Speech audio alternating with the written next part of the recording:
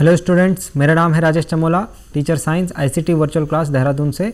और आज हम बात करेंगे क्लास 9 के चैप्टर नंबर 8 गति विषय के ऊपर।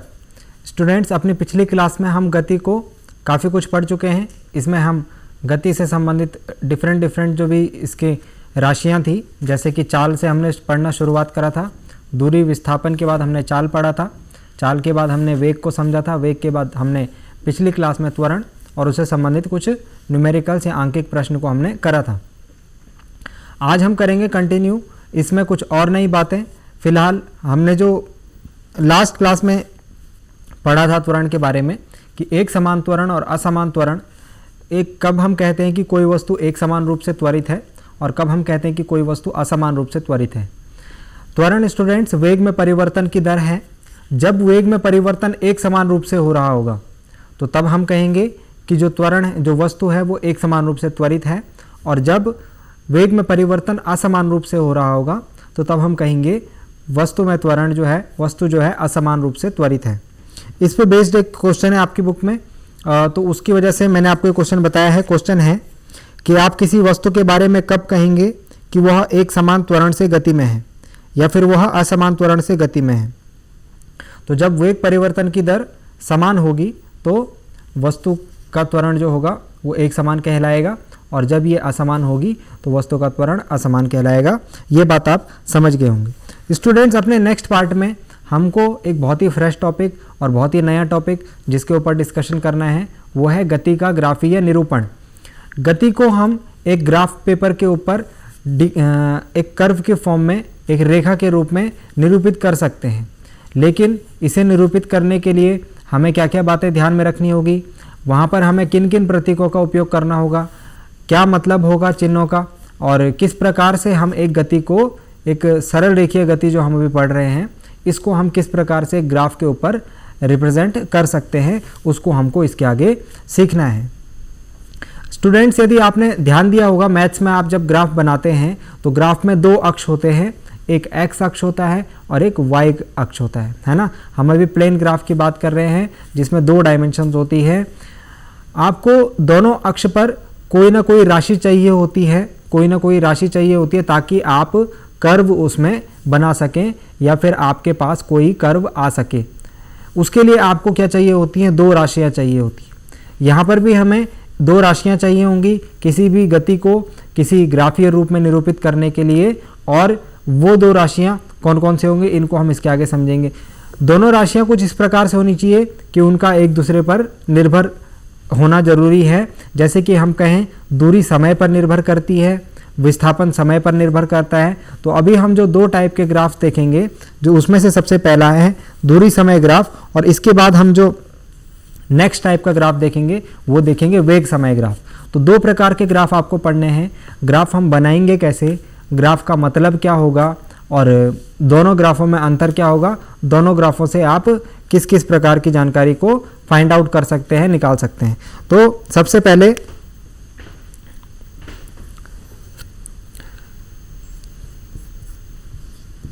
जो टॉपिक आज हमें पढ़ना है वो है ग्राफिकल रिप्रेजेंटेशन ऑफ मोशन, गति का ग्राफीय निरूपण।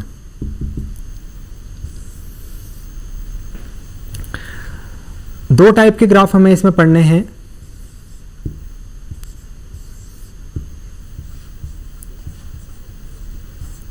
सबसे पहला दूरी समय ग्राफ,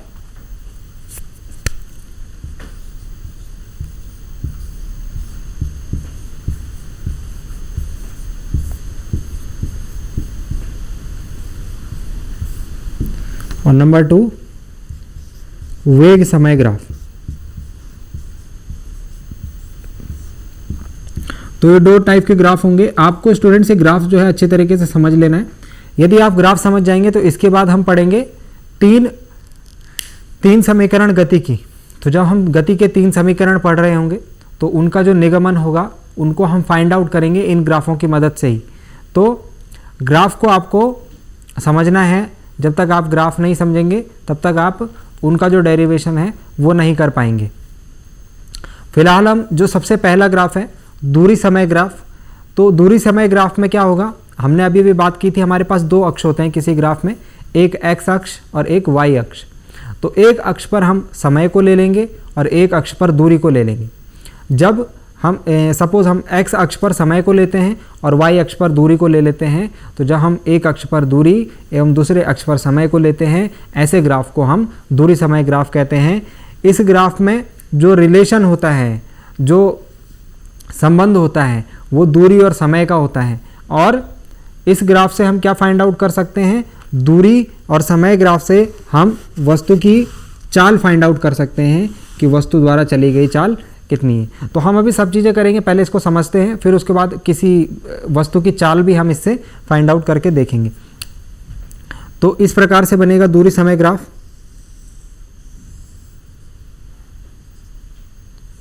ये हो गया आपका ओरिजिन, ये है एक्स अक्ष, ये है वाई अक्ष। यदि मैं इसके एक तरफ समय ले लूं एक अक्ष पर और एक अक्ष पर दूरी ले लूं, तो ये हो गया दूरी समय ग्राफ। अब इस ग्राफ में आपको सबसे पहले डिफरेंट ग्राफ्स देखने को मिलेंगे। जैसे मैं 2-3 ग्राफ बनाता हूं और हम 2-3 प्रकार की चाल के बारे में बात करते हैं, क्योंकि दूरी समय ग्राफ से हमें क्या ज्ञात होती है, वस्तु की चाल ज्ञात होती है ना। तो वस्तु की चाल दो प्रकार से हो सकती है। कोई वस्तु एक समान रूप से चलती है ना, किसी वस्तु की चाल ये होती है एक समान होती है, किसी वस्तु की चाल एक समान नहीं होती है। तो सपोज मैं बात कर रहा हूँ एक समान चाल की, तो सपोज कोई वस्तु की चाल इस प्रकार से है, किसी वस्तु का ग्राफ इस प्रकार से हमको सीधी रेखा मिल रहा है, किसी वस्तु का ग्राफ इस प्रकार से सीधी रेखा मिल रहा है, तो हम कहेंगे ये वस्तु की चाल जो है, ये वस्तु जो है एक समान गति में है, यानी इसकी चाल जो है एक समान चाल है। समझ गए बात को? यदि ये सीधी रेखा मिला तो एक समान चाल है। क्यों मिला अभी हम इसको डिफाइन भी करेंगे, अभी हम इसको 1-2 एग्जाम्पल के थ्रू समझेंगे भी। और यदि ये सीधा नहीं मिलता है, या मतलब ये कर्व में मिलता है, ऐसे कर्व मिल गया, ठीक है, कैसे तिरछा ग्राफ मिल गया, तिरछी रेखा मिल गई, या फिर जिगजैग रेखा मिल गई, तो वो हो गई असमान चाल। ये बात समझ में आ गई? अगर सीधी रेखा होगी तो तभी वस्तु क्या कहलाएगी, एक समान, उसकी चाल जो कहलाएगी एक समान चाल कहलाएगी। और यदि वस्तु का ग्राफ कुछ ऐसा आता है तो उसको असमान चाल कहेंगे। अब इसका एग्जाम्पल देखिए, सपोज हम एक एग्जाम्पल लेते हैं कि यहाँ पर एक टेबल बनाते हैं, दो वस्तुओं के हमने टेबल बनाई थी एक बार, तो हम उसी टेबल को दोबारा बनाते हैं, समय, वस्तु A और वस्तु B। इस बार ज़्यादा डिटेल्स नहीं लेंगे, जस्ट समझने के लिए बनाते हैं। हम ये बोलते हैं कि 9 बजे कोई वस्तु घर से चली, ठीक है, सुबह के 9 बजे, और हम हर 15 मिनट में उसके द्वारा चली गई दूरी फाइंड आउट कर रहे हैं, हर 15 मिनट में, ठीक है। तो 9:15 पे, 9:30 पे, 9:45 पे और 10 बजे तक हमने देखी उसने कितनी दूरी तय करी। तो सपोज़ वस्तु एक इस प्रकार से दूरी चल रही है कि 9 बजे वो घर पर है, मतलब घर से डिस्टेंस लेना, 9 बजे उसने स्टार्ट करी अपनी यात्रा 0, 9:15 पे वो सपोज़ 10 मीटर की दूरी चल गया, यहाँ पर इसको मीटर में लिख लेते हैं। 9:30 पे वो 20 मीटर दूर चल गया, 9:45 पे वो 30 मीटर दूर चल गई, और 10 बजे वो 40 मीटर दूर चल गई। उधर दूसरी तरफ बी की गति कुछ इस प्रकार से है, 9:15 पे वो 10 मीटर के डिस्टेंस पे थी, 9:30 पे वो 15 मीटर के डिस्टेंस पे थी, 9:45 पे वो 25 मीटर के डिस्टेंस पे थी, और 10 o'clock वो 45 मीटर के डिस्टेंस पे थी। तो आइए इनको एक प्रकार से हम इसको ड्रॉ करना स्टार्ट करते हैं। सपोज इस ग्राफ पे हम ड्रॉ करते हैं, फर्स्ट वाली वस्तु ए के लिए ये वाला ग्राफ हम बनाते हैं, ठीक है, वस्तु ए के लिए इधर वाला ग्राफ बना रहे हैं। तो इसमें हम मार्क लगा लेते हैं। पहले समय हमने कितना कितना लिया है, 15 मिनट, 30 मिनट, 45 मिनट और 60 मिनट। तो समय का यहाँ पर मार्क लगा लेते हैं, 15, 30, 45, 60। ग्राफ बनाना तो आता होगा आपको, है ना। तो ग्राफ बनाना यदि नहीं आता है तो यहाँ से सीख लीजिए, 15, 30, 45, 60 हमको दोनों एक्सिस पे लेना है। और यहाँ पर जो दूरी है वो मैक्सिमम कहाँ जा रही है, 50 तक। तो हम यहाँ से लेंगे 10, 20, 30, 40 और 50, ये मीटर में है दूरी। ओके, तो यहाँ पर हमको ये लिखना भी है, समय मिनट में है, दूरी मीटर में है, ये मेंशन भी करना है। ये ग्राफ है, नॉट टू स्केल है, ये एक रफ ग्राफ है। आप जो ग्राफ पेपर लेंगे उसमें ये बनाएंगे तो ये ज़्यादा एक्यूरेट आपको दिखेगा। यहाँ पर मैं जस्ट आपको समझाने के लिए एक रफ ग्राफ बना रहा हूँ। अब हम ए के लिए ले रहे हैं 9 बजे, मतलब स्टार्टिंग कहाँ से कर रही है वस्तु, 0 से। 15 मिनट बाद कहाँ पहुँच गई, 10 मीटर, मतलब 15 पे 10 मीटर, ये 15 पे ये 10 मीटर। उसके बाद 30 पर कहाँ पहुँच गई, 20 मीटर, तो 30 मिनट ये हो गए, 20 मीटर ये रहा, दोनों को मिलाएंगे तो यहाँ पर मिलेगा। उसके बाद 45 मिनट में 30 मीटर, तो 45 ये रहा, 30 मीटर ये रहे, इन दोनों को मिला देंगे तो यहाँ पर मिलेगा। उसके बाद 60 ये रहा और 40 ये रहा, तो दोनों को मिला देंगे तो ये यहाँ कहीं पे मिलेगा। जब आप इन सारे बिंदुओं को मिला देंगे तो आपको एक सीधी रेखा मिलेगी। यदि ये सीधी रेखा मिली है तो ये एक समान चाल है। तो हम कह सकते हैं कि वस्तु की जो ये वाली चाल है, ए वस्तु, ये एक समान चाल से चल रही है। आई बात समझ में? वस्तु ए जो है इसकी चाल कैसी है, एक समान है, हमें पता लग गया क्योंकि हमने इसका ग्राफ खींचा, हमने इसका दूरी समय ग्राफ खींचा तो वो एक सीधी रेखा मिली। जब जब ये ग्राफ एक सीधी रेखा मिलेगी आप कहेंगे कि वस्तु की चाल एक समान चाल है। फिर से आप दूसरी वस्तु बी के लिए ग्राफ बनाते हैं जरा। तो बी के लिए ग्राफ बनाते हैं, इसे मैं यहाँ से थोड़ा सा डेटा को यहाँ से कम कर देता हूँ।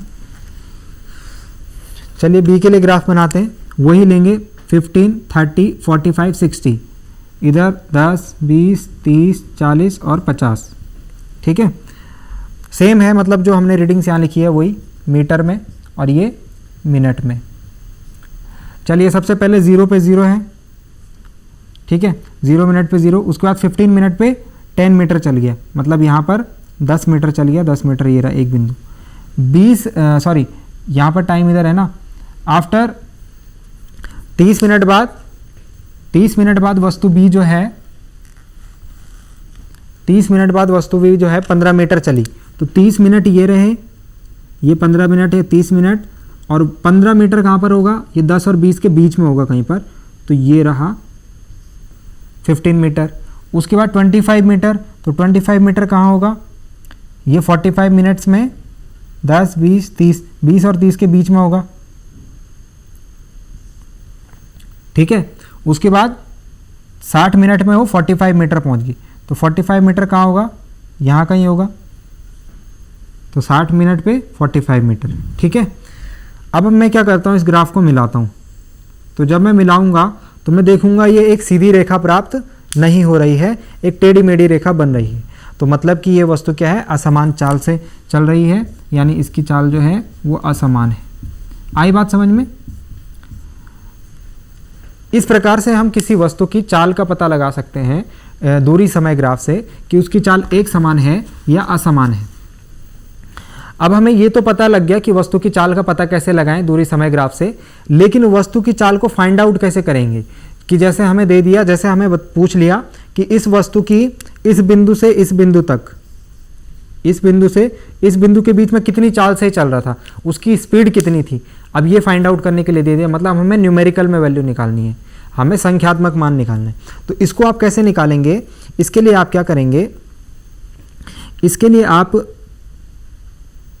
यहाँ से ये जो बिंदु है जहाँ जहाँ से पूछा हुआ है, इसको एक बार इधर मिलाएंगे, एक बार इधर मिलाएंगे, मतलब लंब खींचेंगे दोनों अक्षों पर। आई बात समझ में? बी बिंदु से, क्योंकि ए और बी के बीच के पूछे हुए चाल, तो आप क्या करेंगे, आप बी बिंदु से एक लंब खींचेंगे वाई अक्ष पर और एक लंब खींचेंगे एक्स अक्ष पर। ऐसा ही आप ए बिंदु से भी करेंगे, एक लंब खींचेंगे वाई पर और एक लंब खींचेंगे एक्स अक्ष पर। अब यहाँ जब आप इस रेखा को आगे मिलाएंगे तो आप देख रहे होंगे ये एक त्रिभुज बन रहा है ए बी सी, देख रहे हैं यहाँ पे त्रिभुज ए बी सी। ठीक है, तो जो चाल होगी, जो एक समान रूप से यदि वस्तु चल रही है तो उसकी चाल होगी, इस ए बी के लिए बोल रहा हूँ मैं, इस ए बी के लिए बता रहा हूँ, इसकी चाल आप डिटरमाइन करेंगे एक सूत्र से, वो है ये बटे ये, मतलब ये वाली भुजा y अक्ष के समांतर जो भुजा है और x अक्ष के समांतर जो भुजा है, तो मतलब इसकी चाल निकालेंगे आप BC बटे AC से। बात समझ में आई? मतलब कि आपको एक त्रिभुज बनाना है इस प्रकार से, किन्हीं दो बिंदुओं के बीच सीधी रेखा होनी चाहिए और वहाँ पर त्रिभुज बन गया। त्रिभुज की जो ये लंब वाली भुजा है, मतलब जो y अक्ष के समांतर भुजा है वो दूरी हो गई, उसको BC, और इसके जो x अक्ष के समांतर भुजा है AC, इसका रेशियो आपको निकालना है। तो अब आप मुझे बताइए BC की वैल्यू यहाँ से कितनी आ रही है। BC की वैल्यू यदि मैं इधर देखता हूँ तो ये वाली वैल्यू है, ये देख रहे हैं आप, 20 से 30। तो मतलब 20 से 30 के बीच में जो वैल्यू है BC की वो कितनी है, वो निकालने के लिए मुझे 30 में से 20 को माइनस करना पड़ेगा। ठीक है, ये बीच की वैल्यू निकालनी है तो बड़ी वैल्यू में से छोटी वैल्यू माइनस कर देंगे। ऐसे ही मुझे AC निकालना है तो क्या करना पड़ेगा, 45 में से 30 माइनस करना पड़ेगा। 45 माइनस 30, बात समझ में आ गई। और अब यहाँ से मैं निकाल सकता हूँ 30 माइनस 20 10, 45 माइनस 30 15, इसको कैंसिल आउट करेंगे, 5 2 जा 10, 5 3 जा 15, 2/3 मीटर पर मिनट। ठीक है, क्योंकि ये मीटर में थी दूरी और ये मिनट में थी। बाकी आप इसे कन्वर्ट कर सकते हैं, यदि मीटर पर सेकंड में कन्वर्ट करना है तो 3 के साथ 60 से गुणा कर दीजिए। ठीक है, तो मीटर पर सेकंड में निकाल सकते हैं। कहने का मतलब है कि आपको ग्राफ को देख करके आपको फाइंड आउट करना है उसकी चाल कैसी है, उसकी एक समान चाल है, वस्तु कैसे चल रही है, क्या उसकी गति है, किस प्रकार से वस्तु का दूरी समय ग्राफ जो है वो परिवर्तित हो रहा है। तो ये दूरी समय ग्राफ होगी। आप इसमें 3-4 बातें लिखेंगे।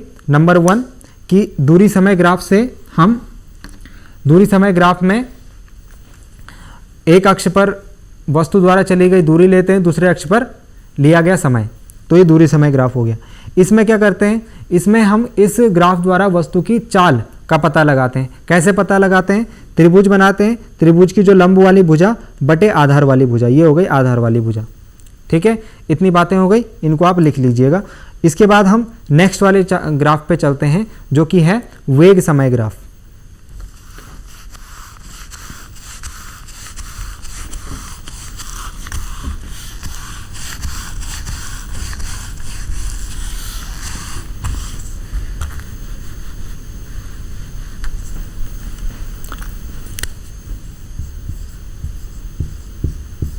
वेग समय ग्राफ में सिंपली इसको वैसे ही समझते हुए चलते हैं जैसे हमने दूरी समय ग्राफ समझा। दूरी की जगह क्या आ गया, बस वेग आ गया। ठीक है, तो मतलब इधर समय ही रहेगा, इधर आ जाएगा वेग। वेग समय ग्राफ वो ग्राफ होता है जिसमें एक अक्ष पर वेग और दूसरे अक्ष पर समय लिया जाता है। ठीक है, ये तो हो गई पहली बात। दूसरी बात, वेग समय ग्राफ से हम फाइंड आउट क्या करते हैं, तो पहले वेग समय ग्राफ में भी कुछ ग्राफ का हम एनालिसिस कर लेते हैं। जैसे एक ग्राफ ये है, कुछ इस प्रकार से होगा।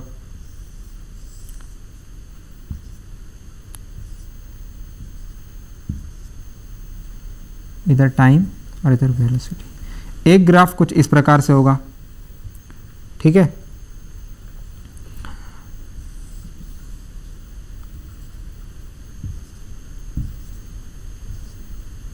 एक ग्राफ ऐसे हो सकता है।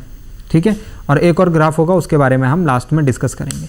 तो ये ग्राफ जस्ट आपको दे दिए एग्जाम में, यदि ये ग्राफ दे दिया आपको और पूछ गया कि बताओ भाई इन ग्राफ से आप क्या समझते हो, क्या आपको समझ में आ रहा है ग्राफ देख करके।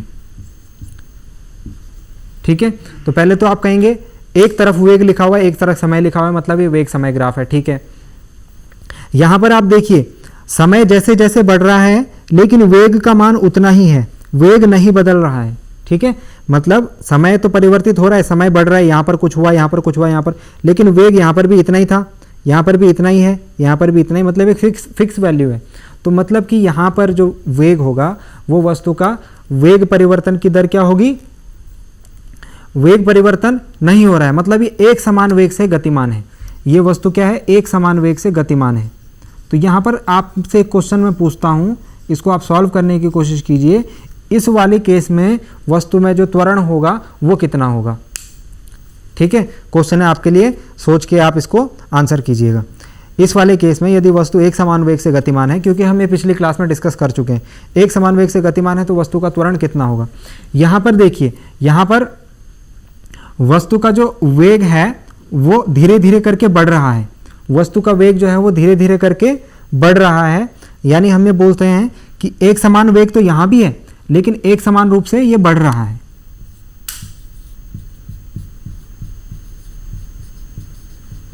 एक समान रूप से बढ़ता है इसमें। तो जब ऐसा केस दिखेगा आपको, एक सीधी रेखा दिखेगी ऊपर जाते हुए वेग समय ग्राफ में, तो आप ये कहेंगे कि इसमें वेग एक समान रूप से बढ़ रहा है। और ये नीचे को आ रही है रेखा, मतलब इसमें भी वेग है, एक समान रूप से परिवर्तित हो रहा है, लेकिन इसमें एक समान रूप से घट रहा है। ठीक है, पहले तो आपको ग्राफ को देख करके ये बातें समझनी है। ठीक है ना। अब हम इसमें देखते हैं कि इस ग्राफ से हम पता क्या लगाएंगे। तो ये तीन चीज़ें आपको पता लग गई कि यदि ऐसा होगा तो एक समान वेग होगा, यदि ऐसा होगा और ऐसा होगा तो वेग एक समान रूप से इसमें बढ़ रहा है और इसमें घट रहा है। ठीक है, मतलब इसमें ऋणात्मक होगा त्वरण और इसमें धनात्मक होगा। ये क्वेश्चन हमने करे थे पिछली क्लास में। तो इसमें हमें क्या पता लगेगा, तो वेग समय ग्राफ से हम वस्तु द्वारा तय दूरी निकालते हैं किसी यात्रा में। वस्तु द्वारा तय दूरी को हम फाइंड आउट करते हैं किसी यात्रा में। जैसे हमने दूरी समय ग्राफ से क्या निकाला था, दूरी समय ग्राफ से हमें वस्तु की चाल का पता लगता है, लेकिन वेग समय ग्राफ से हमें वस्तु द्वारा तय की गई दूरी का पता लगता है। अब देखो, एक हम इस वाले केस में एक क्वेश्चन लेकर के देखते हैं और ये देखते हैं कि दूरी निकालेंगे कैसे। ठीक है, इन दोनों की ये तो आपकी बात समझ में आ गई होगी। ग्राफ देखना कैसे है, ग्राफ देखना कैसे है। अब हम देखते हैं वस्तु द्वारा चली गई दूरी। तो ये एक यात्रा में वस्तु इस प्रकार से चली है। ठीक है, एक समान वेग से हम इसको छोड़ देते हैं। वस्तु इस प्रकार रूप से चली है, हमको देखना है कि ये यात्रा में वस्तु ने कितनी दूरी चली है पूरी यात्रा में, मतलब यहाँ से लेकर यहाँ तक। तो मैं इसको कुछ नाम दे देता हूँ, इसको ए बी बोल लेते हैं और इसमें कुछ मार्किंग कर लेते हैं, कुछ डेटा लिख लेते हैं इसमें।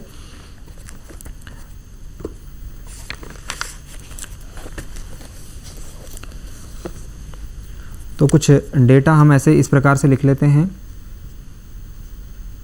कि 1 2 3, ये मिनट हो गए, इधर हम मिनट में ले रहे हैं और इस तरफ हम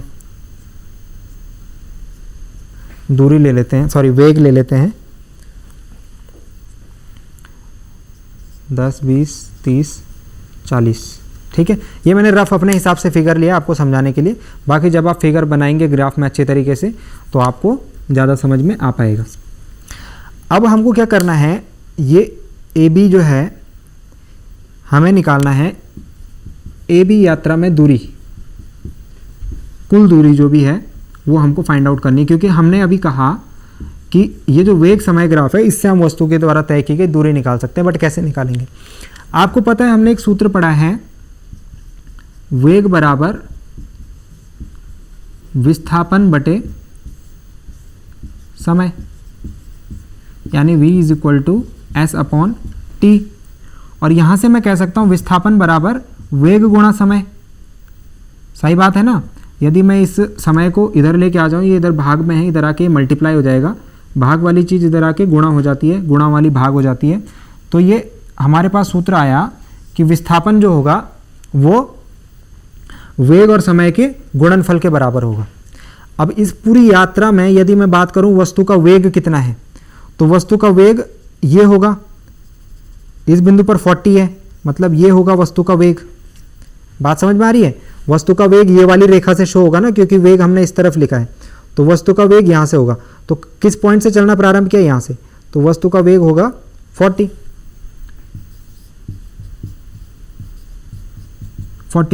मतलब ये OA। ठीक है, ये O से लेकर A तक की जो दूरी होगी ये वस्तु का वेग निरूपित करेगी। और समय क्या निरूपित करेगा, तो समय इस अक्ष पे है, तो वस्तु यहाँ से यहाँ तक गई है, मतलब ये इस बिंदु से इस बिंदु, तो इसको नाम दे देते हैं, इसको C नाम दे देते हैं। तो मतलब ये O से C तक की जो डिस्टेंस है वो वस्तु की दूरी को तय करेगी, मतलब समय हो गया, सॉरी समय को निरूपित करेगी, समय t बराबर हो गया OC। तो मैं वैल्यू रख देता हूँ यहाँ पे, V की जगह क्या रखेंगे OA और T की जगह OC। तो हमारे पास ये निकल के आ रहा है विस्थापन बराबर OA इंटू OC। इस बात को आप ध्यान रखिए। ठीक है, नेक्स्ट देखिए, आप एक और चीज़ समझिए। यदि मैं इसको ऐसे कवर कर लेता हूँ तो ये OABC, इसको मैं यहाँ पर बनाता हूँ, इधर बनाता हूँ, इसको मैंने इस प्रकार रूप से कवर कर लिया पूरा। इधर से भी एक रेखा ही खींच दी, इसको डॉट डॉट खींचता हूँ, ये मैंने अपनी मर्जी से खींची है। ये भी खींच दी, तो क्या ये OABC एक आयत नहीं है? तो OABC क्या बन गया? अब की बार एक आयत बन गया। OABC क्या बन गया? आयत बन गया। और आयत का क्षेत्रफल आपको पता है क्या होता है? आयत का क्षेत्रफल होता है लंबाई गुणा चौड़ाई। तो क्या इसकी लंबाई है OC और क्या इसकी चौड़ाई है OA? तो ये हो जाएगा OC इंटू OA, या फिर मैं इसको ऐसे भी लिख सकता हूँ OA इंटू OC। तो आप यहाँ से देख रहे हैं कि ये जो S है ये और ये बराबर आ रहे हैं, मतलब S को मैं ये भी लिख सकता हूँ OABC का क्षेत्रफल।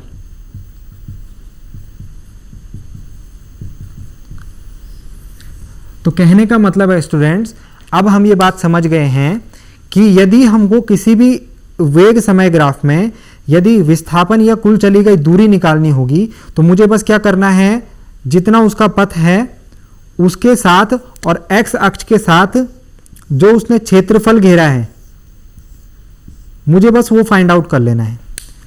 मुझे बस क्या फाइंड आउट कर लेना है? वो क्षेत्रफल फाइंड आउट कर लेना है। सपोज आप ऐसे समझिए, ये एक ग्राफ है, ये वेग समय ग्राफ है, ठीक है, इन शॉर्ट समझिए, और ये इसका ग्राफ है। अब मुझसे पूछा जा रहा है कि इस यात्रा के बीच में A से B तक मैं कितनी दूरी तय करी वस्तु ने। तो आप क्या करेंगे, इसको ऐसे x अक्ष के साथ मिलाएंगे और ये वाला क्षेत्रफल निकाल लेना आप, ठीक है। जो भी आकृति ये बन रही होगी इस आकृति के हिसाब से ये वाला क्षेत्रफल निकाल लेना, तो दूरी आपको पता लग जाएगी। तो कहने का मतलब है कि क्वेश्चंस आपको इस प्रकार से समझ के करने होंगे कि हमने क्या ग्राफ में समझा है, क्या उससे फाइंड आउट करना है, किस प्रकार से फाइंड आउट करना है। तो ग्राफ को पढ़ना है अच्छे तरीके से और उसको समझना है। अभी यहाँ पर कुछ क्वेश्चन है छोटे छोटे, तो उनको मैं एक बार फटाफट से आपके साथ डिस्कस कर लेता हूँ। यदि किसी वस्तु के एक समान और असमान गति के लिए दूरी समय ग्राफ की प्रकृति क्या होगी, इसको हम डिस्कस कर चुके हैं। एक क्वेश्चन है, किसी वस्तु की गति के विषय में आप क्या कह सकते हैं जिसका दूरी समय ग्राफ समय अक्ष के समांतर एक रेखा है, मतलब ऐसे सीधी रेखा है और दूरी समय ग्राफ है। तो ये क्वेश्चन मैं चाहता हूं कि आप सॉल्व करेंगे, इनको हम डिस्कस करेंगे अगली एक्सरसाइज में। उम्मीद करता हूं कि आपको आज का लेक्चर समझ में आया होगा, और आज के लेक्चर को आप रिवाइज करने के लिए आप DD उत्तराखंड के YouTube चैनल पर जा सकते हैं। हम मिलते हैं अगली क्लास में एक नए टॉपिक के साथ। Thank you very much.